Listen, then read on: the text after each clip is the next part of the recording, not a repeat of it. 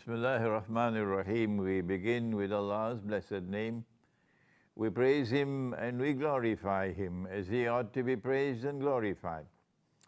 And we pray for peace and for blessings on all His noble messengers, and in particular on the last of them all, the Blessed Prophet Muhammad sallallahu ta'ala alayhi wa sallam. As we greet you from the studios of the Islamic Broadcasting Network here in my native island of Trinidad with Assalamu alaikum wa rahmatullahi wa barakatuh. It is today the 14th day of the month of Jumadi al-Akhirah, and so tonight is the full moon night. Tonight is the night of the full moon. And today we should be reciting Suratul Anbiya and Suratul Hajj. That's our juz for today. I am tired today and I'm sleepy, so if I fall asleep, please wake me, wake me up. I am getting a lot of emails from those who would like me to comment on the coronavirus. But before I comment on the coronavirus and before I make an additional comment on the on supporting the Orthodox Christian Church in Montenegro, and before I make a comment on scholars of Islam who choose to be politically correct, that's their profile, let me first remind you that today, after this session, this IBN session is over, I will be lecturing at it's called the Darul Hannan. It's the home for the aged in Ravin Sab after Longdenville. I went to school in Longdenville as a boy.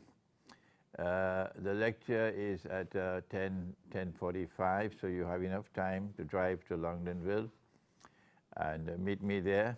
I understand they're preparing lunch for us. The lecture is going to be in the Masjid, Baytullah, and I will speak on the Quran and the moon. The Quran and the moon. I'm writing that book at this time. I'm in no hurry to complete the book. I never realized how important the subject was. I knew it was important, but as I kept on writing the book, I realized more and more how even more important it was than I had first realized. The Quran and the moon methodology for recitation of the Quran, you'll enjoy that talk. I gave a taste of it the last time I spoke at Darul Hannan. But today we'll go into the subject a little deeper. I'm going to bring some sets of my books also today to Darul Hannan. So those of you who like to get my books, you can buy them over there, and I can autograph them for you. So I hope I look forward to meeting you there in Ravin Sab today, inshallah, at 10:30, 10:45 for the lecture on the Quran and the moon. Then we sit down and we have lunch together, inshallah. Next week, next session, 1 week from now, on Sunday, Yawm al-Ahad, we'll have some sisters sitting around the table here with me. And the sisters are going to express the viewpoint of our sisters on affairs affecting the family, affecting children, affecting marriages, affecting women and the Muslim community. The viewpoint of our women. Let the women speak. I hope they don't come to simply ask me questions, that's all.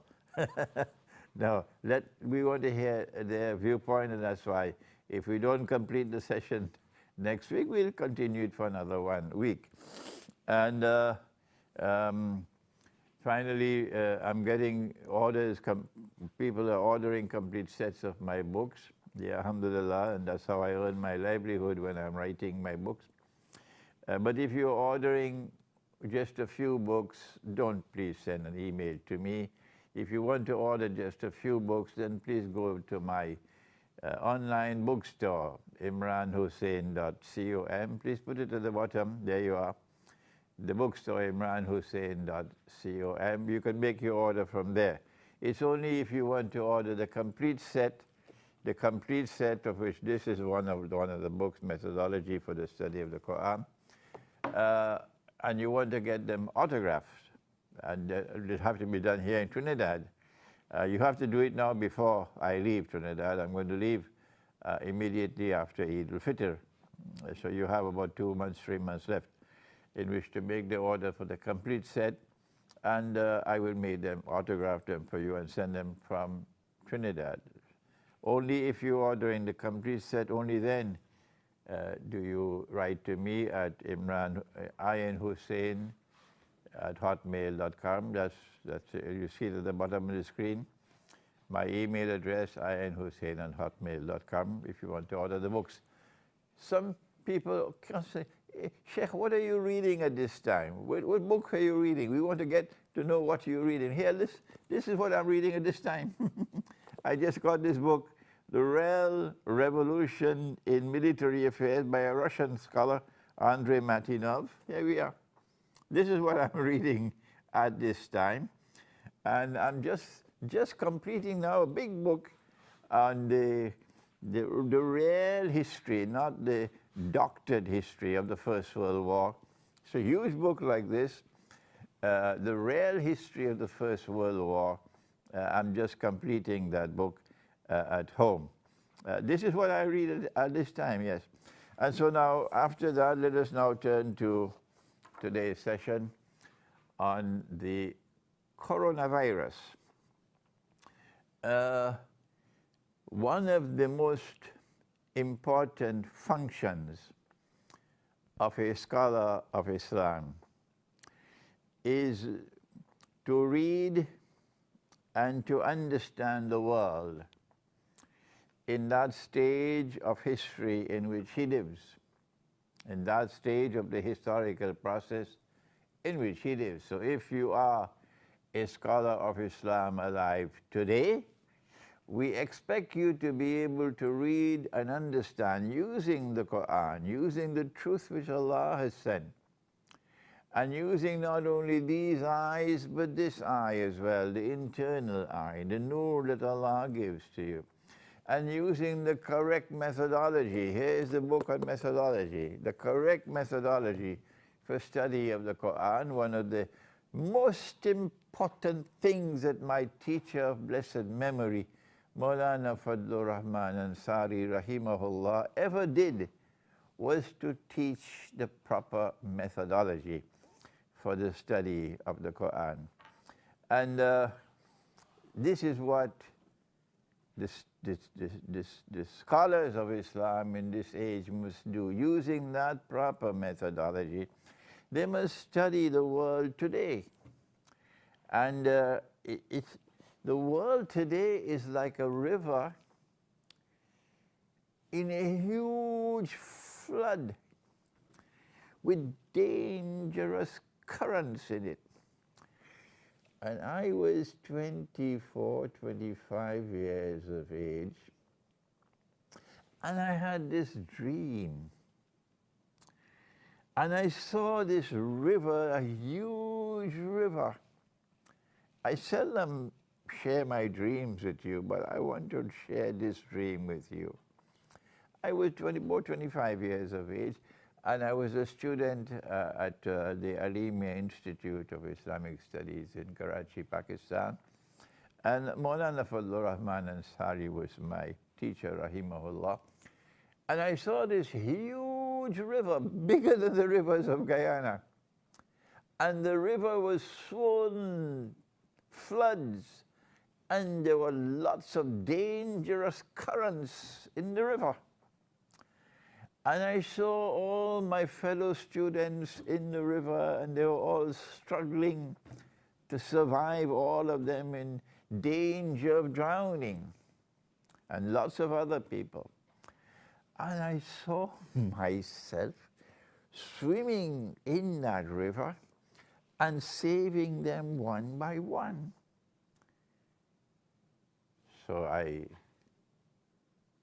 woke up in the morning and I went to Maulana Fadlur Rahman Ansari, rahimahullah, and I said, Maulana, this is what I saw in my dream. He smiled and he said to me, he said, you are destined. This is your destiny to do precisely that in the future. May Allah have mercy on the soul of my beloved teacher. And this is what I'm trying to do now. This is the function of a scholar of Islam today. He must be able to recognize that the world today is like a soul in a dangerous river. He must be able to recognize all the dangerous currents in the river. He must be able to recognize so many people are drowning, who are in danger of drowning. He must be able to go in that river and save the people. You can't do that if you want to have a backbone to be politically correct. You can't do that if you want to stay with the flock of scholars of Islam who are asleep. If you want to do that, you have to have insight, you have to be faithful to the truth. And then you could understand coronavirus. That's right, in Akhirul Zaman, when the last stage of history comes, Nabi Muhammad alayhi salatu wasalam said it, and they know it. It was the Ghazwat Tabuk, the war of Tabuk. And he was sitting in a leather tent. This is a hadith of Sahih Bukhari. And he said, count 6 things before the end of the world, the Sa'ah. And amongst the 6 is, let me get it for you. Amongst the 6, he said, Thumma mutan. And then he said, there will be a plague. يَأْخُذُ فِيكُمْ كَنُعَاسِ الْغَنَمِ. There will be a plague, meaning an epidemic, and it will kill you in large numbers the way it kills sheep. This is what he said. This is one of his prophecies.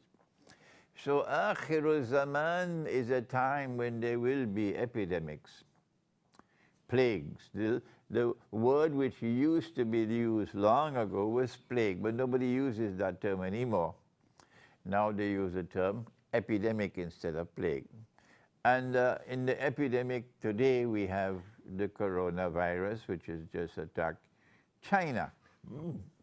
And one of the functions of the scholars of Islam today, if you are able to read the world correctly, is to offer an insight and offer an explanation and say, Allah knows best. That's right, just say it, Allah knows best.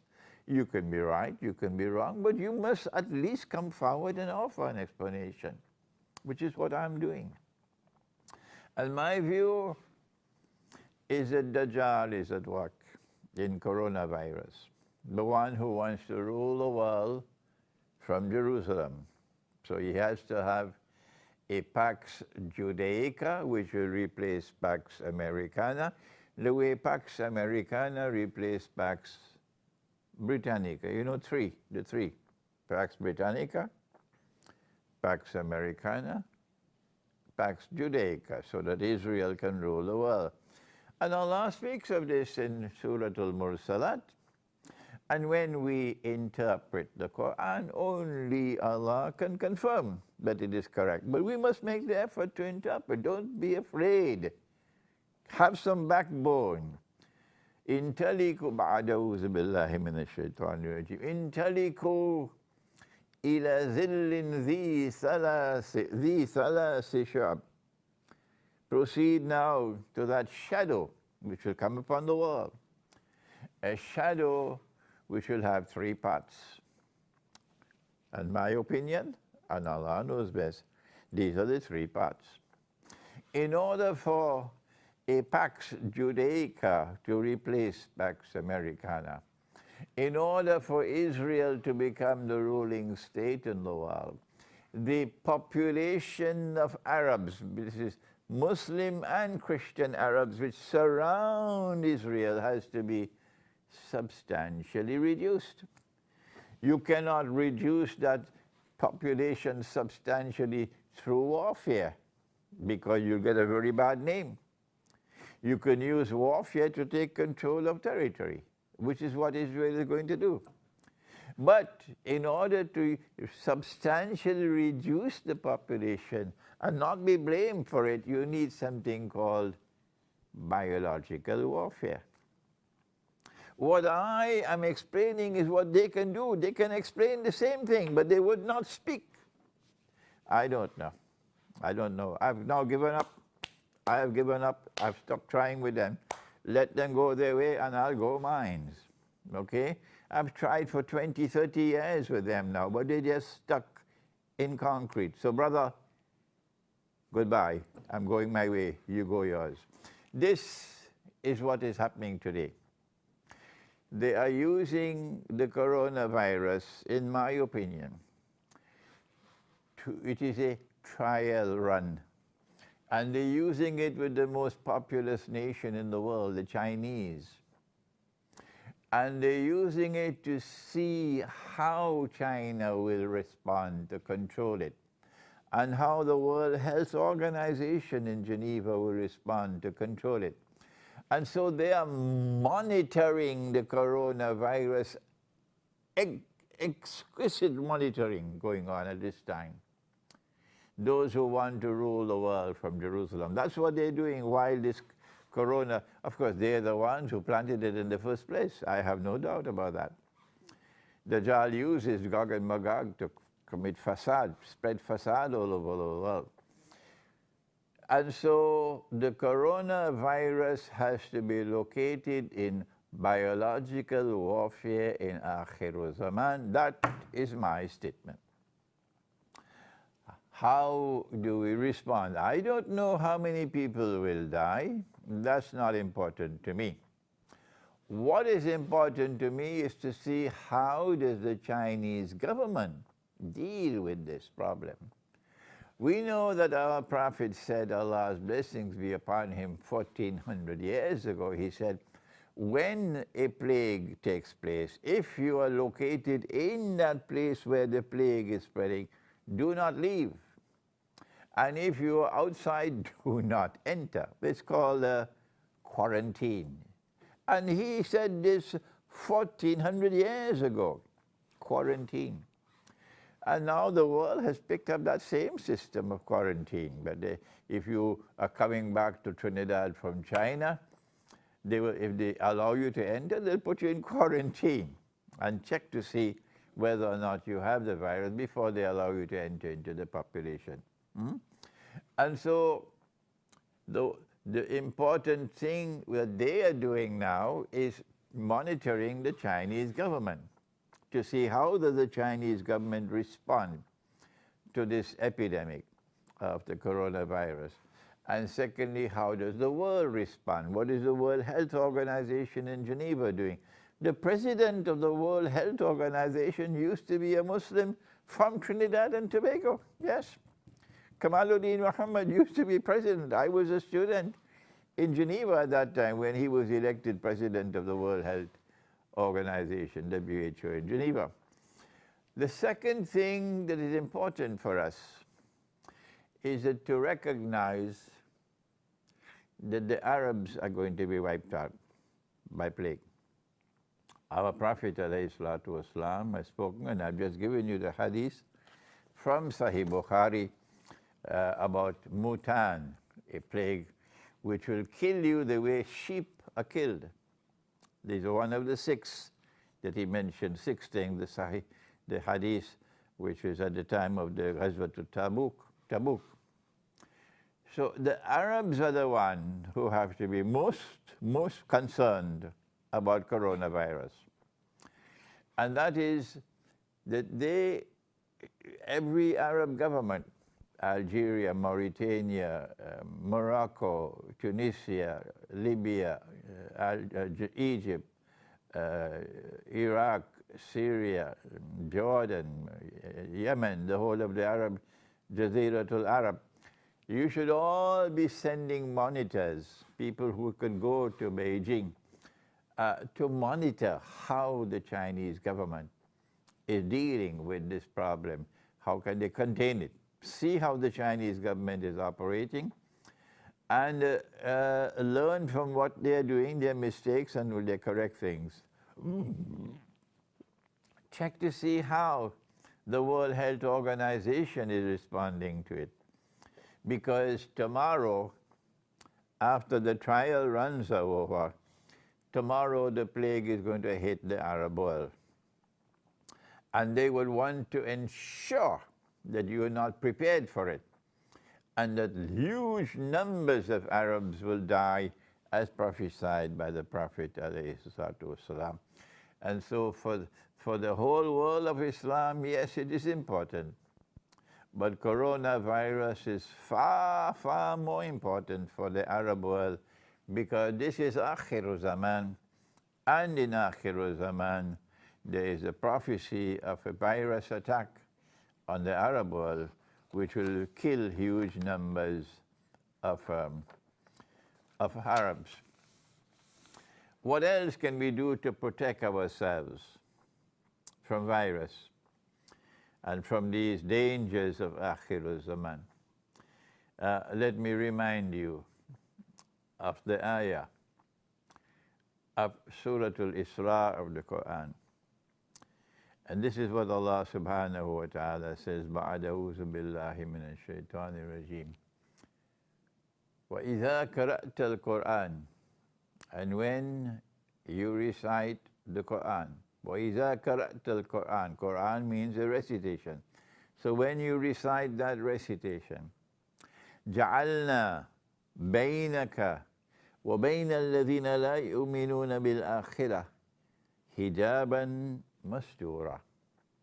We will place a hijab which will separate you from that world which rejects belief in the hereafter, which is the modern Western world and the secularized world of today. It is from that world that all of these things are coming. It is from the Judeo-Christian alliance which leads that world, which does not believe in the hereafter. It's just words for them. They don't have any consequential belief in the hereafter, no. The religion is only paperwork. This is what Allah can do for you. He can protect you. That Allah will place a hijab, a curtain, a barrier which will protect you from them. But for that, you not only have to recite the Quran every day, but you have to recite the Quran as it ought to be recited. فَإِذَا قَرَأْنَاهُ فَاتَّبِعْ قُرْآنَ. And when we have recited the Quran, Allah is speaking, you must follow that way of recitation. And his way we know. Others may have more knowledge than me. Of course they do have.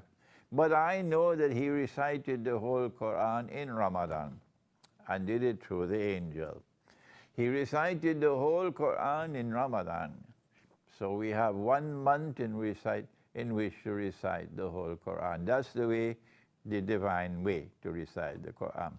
And you'll have 1 juz for every day. And of course, you know you must not break up the Quran into bits and pieces.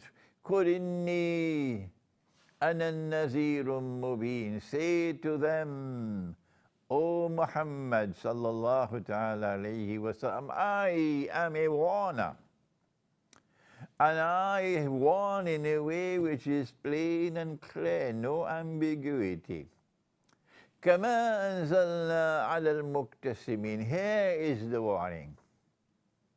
And this warning is sent down to the muqtasimin. Who are the muqtasimin? The answer is there. الَّذِينَ جَعَلُوا الْقُرْآنَ عِدِّينَ. They are those who break up the Quran into bits and pieces. They take Surah Al-Baqarah, and when they reach 141, they chop it.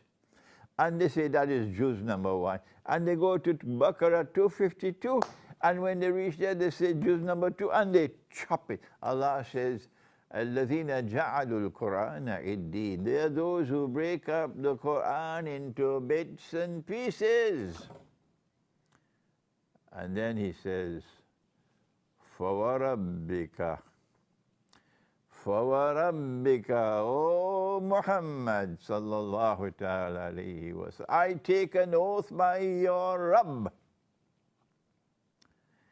لَنَسْأَلَنَّهُمْ أَجْمَعِينَ, I'm going to question every single one of them, بِمَا كَانُوا يَعْمَلُونَ, for what they have done to this Quran. So there is a correct way to recite the Quran cover to cover once a month. And if you do that, then when others are dying like sheep because of the epidemic, Allah can protect you. The Quran can protect you, because وَجَعَلْنَا بَيْنَكَ وَبَيْنَ الَّذِينَ لَا يُؤْمِنُونَ بِالْآخِرَةِ حِجَابًا مَسْتُورًا. So one of the ways in which you can protect yourself from the coronavirus and from the other dangers of Akhir Zaman is to recite the Quran from cover to cover once a month, every day, one juz a day, and to recite it the way that Allah recited it. This is our comment on the coronavirus.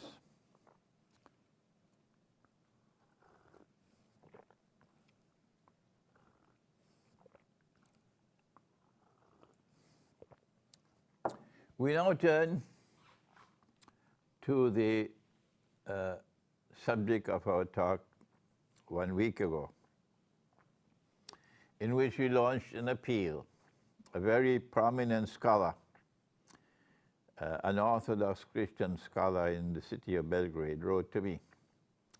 He's a dear friend of mine now. And he asked me for help.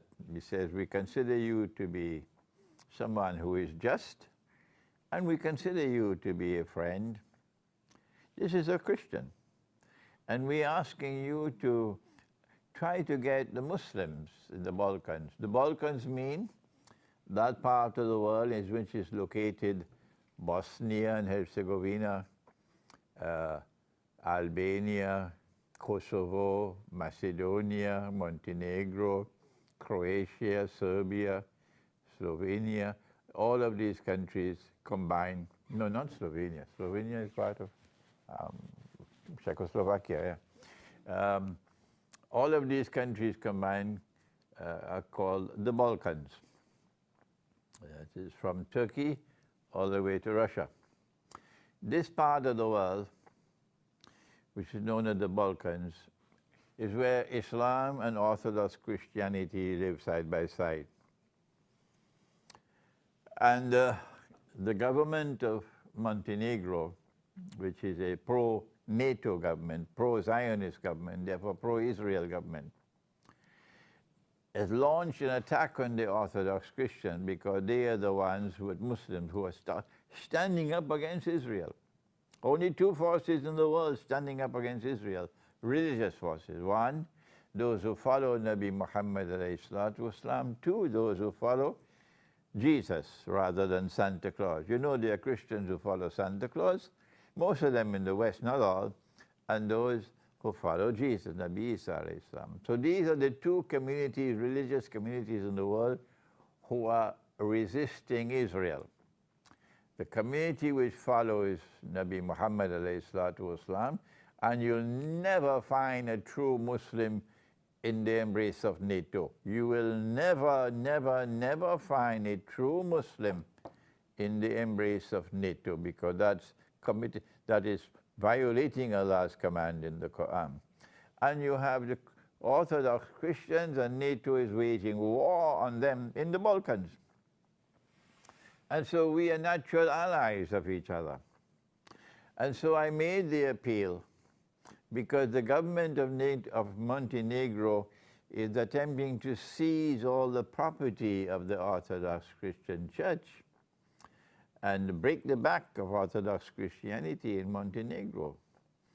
And I made the appeal last week, and there has been a furious response from some Muslims in that part of the world. And as a consequence, I had to think, why are they behaving like this? And I realized that they are a people who are making the mistake of reading the world only through historical events and coming to conclusion based on history and disregarding the Quran. That is what is happening.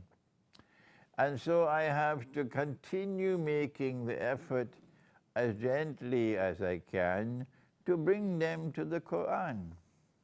Because if the Quran gives one version of truth and history gives another, you will understand it is Dajjal who has manufactured that historical profile.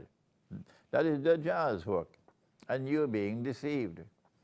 And so now here is, remember, you never take one verse of the Quran in isolation.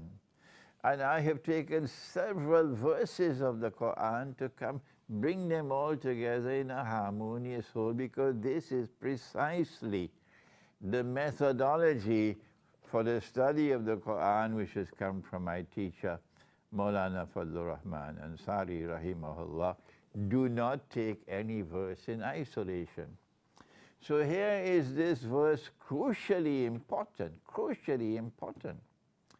where Allah subhanahu wa ta'ala says, بعد أعوذ بالله من الشيطان الرجيم لتجدن, this is Surah Al-Ma'idah, you will most certainly find at the time when the Quran was revealed, as well as in time to come, because this is fi'l mudariya. What will you find? لَتَجِدَنَّ أَشَدَّ النَّاسِ عَدَاوَةً لِلَّذِينَ آمَنُوا الْيَهُودِ. That those who will have the greatest hatred and enmity and hostility for you Muslims would be the Jews. How come I'm not being arrested for anti-Semitism? What's wrong? Are you sleeping? No, they don't want to attack the Quran. They're scared of the Quran because I'm quoting the Quran. That's why they won't attack me on this statement. You will most certainly find that those who will have the greatest hatred and enmity and hostility for you would be the Jews at the time when the Quran was revealed and in time to come. This happened, yes, in the lifetime of the Prophet ﷺ, that the Jews were the most hostile of all to him. And this is happening once again today at this time, that they are the most hostile of all in the world today to us. But the verse goes on to say, وَالَّذِينَ أَشْرَكُوا, that in addition to the Jews, those who are most hostile to the Muslims, وَالَّذِينَ أَشْرَكُوا, the people who are in shirk. And those at the time when the Quran was revealed, who were in the greatest shirk, were precisely the Arabs, the pagan Arabs in Mecca, and the Persian Empire. When the emissary of the Prophet ﷺ arrived at the Persian court, what did Persia do? They beheaded him. Yes, they beheaded him. So this is the greatest hatred and enmity and hostility. It came from the Jews and it came from the pagan Arabs who were in shirk, worshipping idols made of wood and stone. Yes, they worship Allah, but Allah was just one God amongst all the other gods. And so also the Persian Empire. And this is happening again today. Today, that those who are showing the greatest hatred and enmity and hostility, who are waging war on Islam, are not just the Jews, but a modern Western civilization who have said the Father is not Al-Akbar. No, the Son is also Al-Akbar. This is why Allah in Surah Al-Ma'idah, He has this conversation on Judgment Day with Nabi Isa, with Jesus, alayhi salam, and he asked him, Anta qulta, did you say, O Jesus, did you say to the people, take me and my mother as gods, al-Akbar beside Allah? He's referring to modern Western civilization, this version of Christianity, which is destined to say tomorrow that the mother is also God, equal with the Father and equal with the Son. That's what they're going to say tomorrow. So Allah is speaking in Surah Al-Ma'idah, and He's saying that at that time, when this is happening in the world, you will also find وَلَتَجِدَنَّ أَقْرَبَهُمْ مَوَدَّةً لِلَّذِينَ آمَنُوا الَّذِينَ قَالُوا إِنَّا نَصَارَى. At that time, when this is happening, this will also happen. What? That those who will be closest in love and affection for you Muslims, he doesn't say that they will be a Christian people, no. He said they will be a people who will proclaim we are Christians, meaning their primary identity will be their faith. They would not be a secularized Christian people like the Americans and the Canadians and the French and the British and the Germans and the Western Europeans, not modern Western civilization. So which Christians are these? Which Christians are these whose primary identity is their faith, not their nationality? We are Christians. These people are going to be closest in love and affection for you. Who are they? Allah is giving us, sending down this revelation in the Quran for you to think. But you want to be politically correct. You wouldn't think. You'll pay the price for that. You will pay the price for not thinking. ذَلِكَ بِأَنَّ مِنْهُمْ كِسِّسِينَ وَرُهْبَانًا. What I am doing, you can do it as well, but you're too scared to do it. This is because amongst them there are priests. There is the institution of the priesthood. The priest still has a commanding position in society. The institution of priesthood is still intact in that society. In this one here in the West, Santa Claus has taken the priest for a ride. Yes, but in that side, the priest still has that position. They still honor and respect their priest. The priest performs a strategically important role in society. وَرُهْبَانًا, and amongst those Christians, you recognize them. How? There would be a Christian people who still preserve the institution of monasticism. They have the monastery. And the reason why, one of the reasons why the Orthodox Christians in Montenegro, a country with only 600,000 people, and 200,000 are on the streets demonstrating, because the government wants to take away so many of the monasteries belonging to the church. That's right. And here are people who love their monastery. They love the monastic way of life. They have the monks.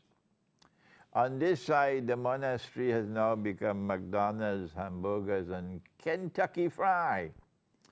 And the monastic way of life is drying up, is dying out in the Western world. And you know that. I don't have to tell you that. But there are a Christian people, other than these in the West, who still preserve the monastic way of life. وَأَنَّهُمْ لَا يَسْتَكْبِرُونَ. And they are not an arrogant people. They don't want to rule the world. These Christians on this side want to rule the world, those who control power, I say. They want to rule the world. So Venezuela must bend its knee. That's why Venezuela is suffering. Iran must bend its knee. That's why Iran is suffering. China must bend her knee. That's why China is suffering. Russia must bend her knee. That's why Russia is suffering. This is arrogance on this side. But those Christians don't have that arrogance. No. They're not an arrogant people. They don't want to rule the world. So who are these Christians?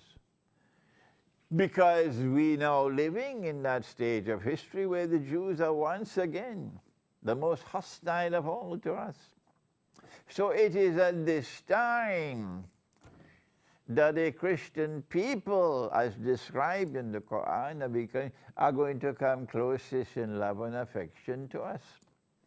If what the Quran is speaking of is pointing towards this people, these Christian people, but the historical reality on the ground makes you hostile to them, then who will you follow? I'm speaking now to my critics in the Balkans, not those who respond with all kinds of nasty comments and disrespect and so on. I'm speaking about those critics who sincerely believe they're rightly guided and who have respect for me, but differ with me. These are the ones I'm speaking to. And I speak to you gently, and I speak to you respectfully, to point out to you that the historical reality in which you are imprisoned is a historical reality manufactured by Dajjal. You cannot remain faithful to that and abandon the Quran. It is with the Quran that you must stay. And when you stay with the Quran, you will be on the right side of history. Now then, let us proceed. If a Christian people are to become closest in love and affection for Muslims, at that time when the Jews are most hostile, you have to understand that this is countering this. At that time when they are hostile, they are friendly. So if you have to seek friends to help you in supporting you from those who are being hostile to you, you have to turn to those who are friendly to you. This is the guidance from the Quran. And now I ask you, how can a people become, it doesn't say become friendly to Muslims. It says aqrabahum, the closest of all, the closest of all, aqrabahum mawaddatan, closest of all in love and affection for Muslims would be a people who declare, we are Christian. This is the Quran. And I say to you, my brothers and my sisters who are differing with me, but who have respect for me, I want to point out to you today, I may not be able to return to this subject again. Every time I give a session, I have to believe it might be my last, because I'm now 80 years of age by the moon, and Allah has told us, use the moon to count the years. لِتَعْلَمُوا عَدَدَ السِّنِينَ. So I have to use the moon. If a people are going to become closest in love and affection to Muslims, then a little bit of common sense will tell you that they cannot draw closest of love in love to Muslims without also drawing closest in love to Islam. And hence, if they're drawing closest in love to Islam, they'll be drawing closer to the Quran. Closest of all to the Quran, closest of all to Nabi Muhammad alayhi salatu wasalam. And therefore they'll be drawing closer to Allah, because this is the truth and this is the truth. If a people are coming closer and closer to the Quran and you fail to reciprocate, If your people are coming closer and closer to Nabi Muhammad alayhi salatu wasalam, and you fail to reciprocate because you say, no, no, no, this is what happened in history, and that is what happened in history, and that is what happened in history, are you not betraying the truth? Will you not think? I'm begging you, I'm appealing to you, because I know you are people who have sincerity for Islam. You're not like the rest who are comfortable with NATO. Not like them, those sheep and cattle. Let them go their way. I'm talking about you who have sincerity in your heart, but who you differ with me, and you treat me with respect. To you I'm saying that these Christians will automatically be drawing closer to Islam when they draw closest of all to the Muslims. They will be automatically drawing closer and closer to the Quran, and automatically drawing closer and closer to Islam. They do not have to enter into this ummah. No. The Quran tells us. Let me share this with you, okay?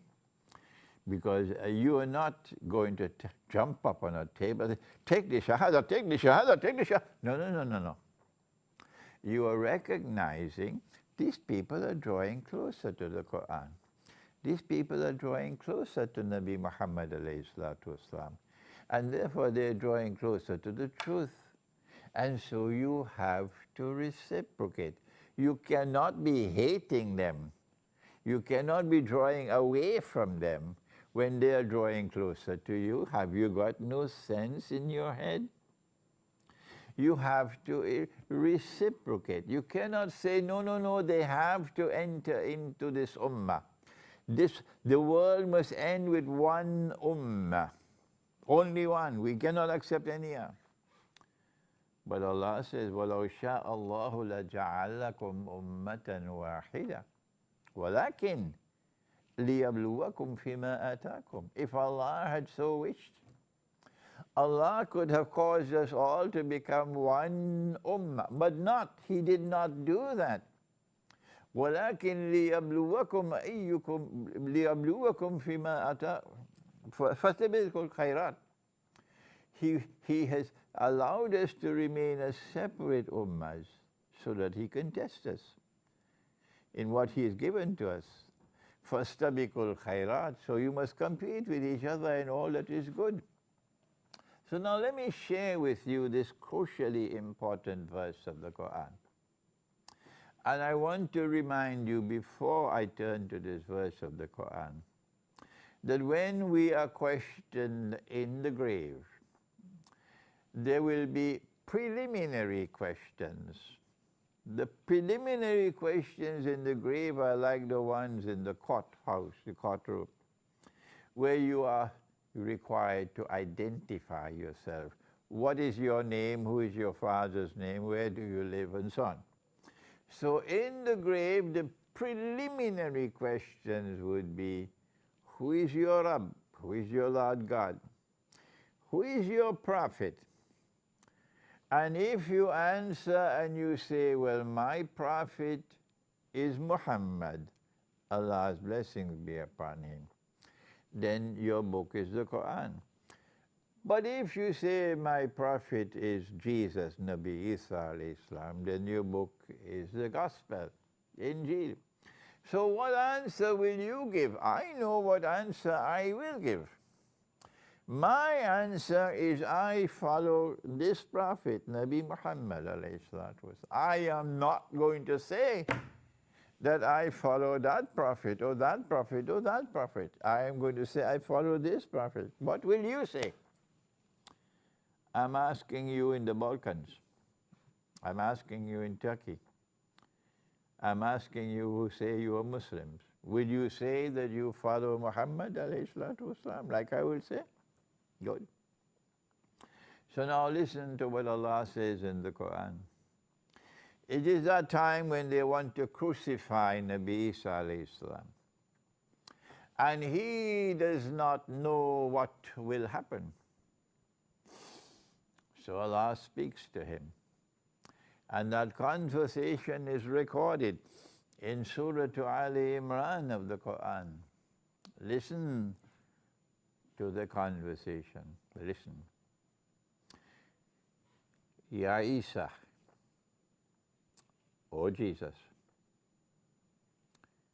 inni mutawaffik, I'm going to take your soul.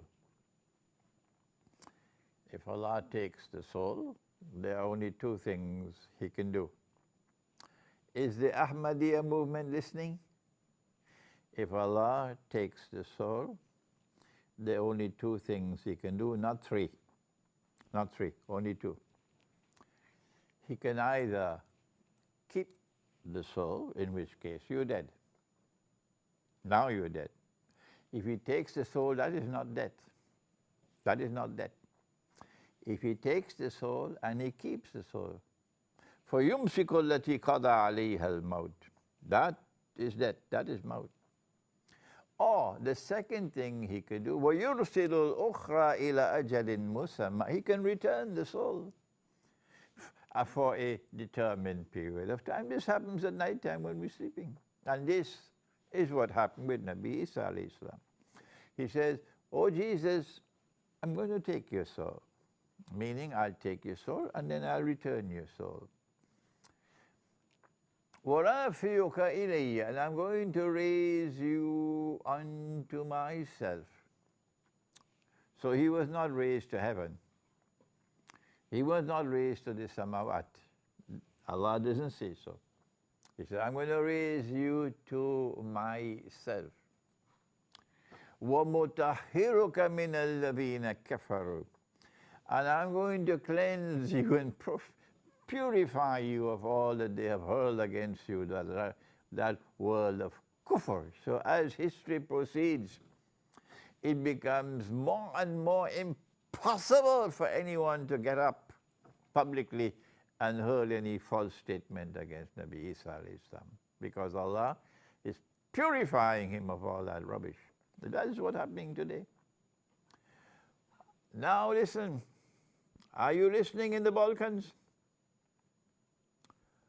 وَجَعِلُ الَّذِينَ اتَّبَعُوكَ, and I'm going to cause those who follow you. The world which follows him is today called the Christian world, not the Jewish world, not the Muslim world, Christian world, al-Nasara.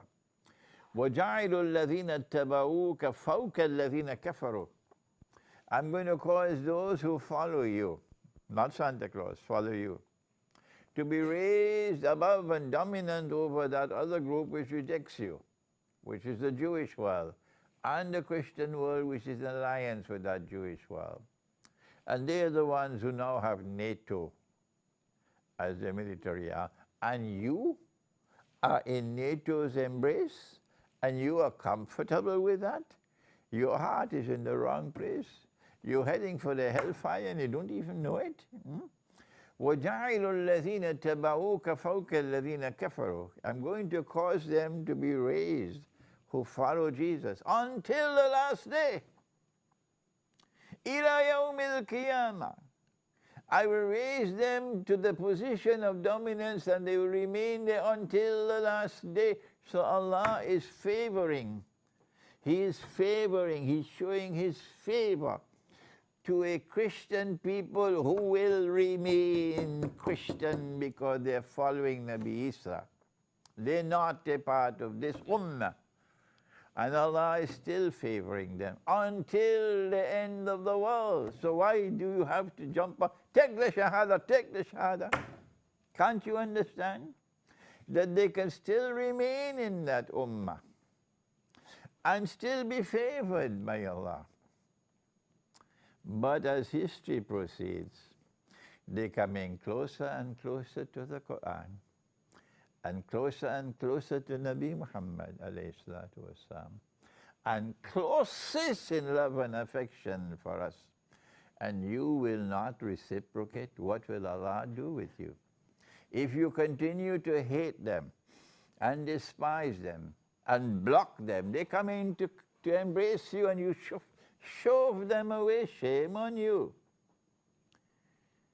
And what a fate awaits you if you do not reciprocate. I recognize your sincerity I recognize that you are based and you are imprisoned in historical reality, and you're not paying adequate attention to the Quran. So I come to you as an elder brother and as a scholar of Islam to help you, to assist you, not to fight with you. No. The others, they're just like cattle and sheep. And they heard all kinds of obscenities against me and ridiculous and disrespectful things, but not you. You show respect for me, but you differ with me. So that's why I have respect for you, and I reach out to you today to explain to you gently that they cannot become closest in love and affection for us Muslims without also coming closer and closer to the Quran and closer to Nabi Muhammad alayhi salatu wasalam. To say that they have hatred in their hearts for Islam, how do you explain? I went to the University of Belgrade. The auditorium is packed, and I'm lecturing for the first time. They're seeing me for the first time. And 99% of them are Orthodox Christian, just a handful of Muslims. How do you explain that they were crying? They were crying in the auditorium when I was lecturing. How do you explain that? Answer, they are already drawing closer and closer to Islam. So it's time for you to rethink. This is why I'm speaking to you today. I'm begging you, I'm appealing to you, be faithful to the Quran. And do not be imprisoned by history.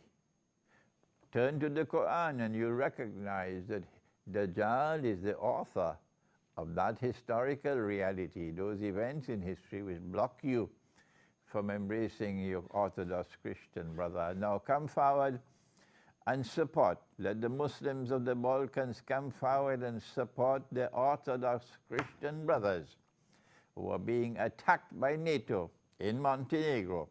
Show them that you love them, show them that you support them today. Tomorrow they will be closest in love and affection for you. Thank you. Wassalamu alaikum wa rahmatullahi wa barakatuh. And I look forward to meeting you in just a few minutes from now, another half an hour, no, 1 hour from now at Ravin Sab in Longdenville, inshallah. Assalamu alaikum wa rahmatullah.